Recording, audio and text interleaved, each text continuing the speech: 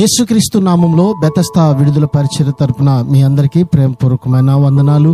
ఈ దిన వాక్య ధ్యానము, యెహోవా తన ప్రజలకు న్యాయము తీర్చును. కీర్తనల గ్రంథం 135వ అధ్యాయం 14వ వచనం.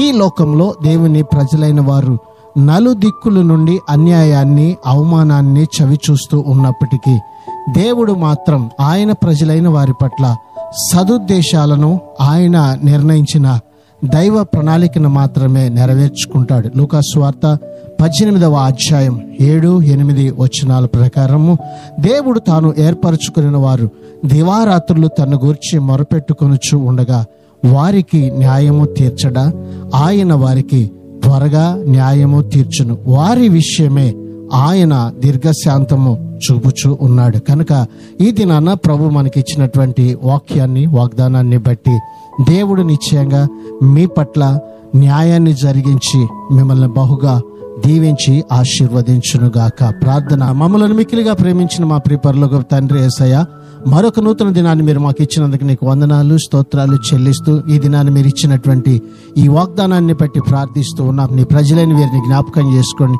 ఏ అన్యాయమైనటువంటి పరిస్థితిని ఈ బిడ్డలు ఎదుర్కొంటున్నారో వాటిలో నుంచి విడిపించి నీ న్యాయమైనటువంటి కార్యాన్ని ఈ బిడ్డల జీవితంలో అనుభవించినట్లుగా కృప చూపించమని వీరందరినీ మీ చేతులకు అప్పగిస్తున్నాం. న్యాయం చేయమని యేసు పరిశుద్ధ నామంలో ప్రార్థించి అడిగి వేడుకుంటున్నాము తండ్రి. ఆమేన్.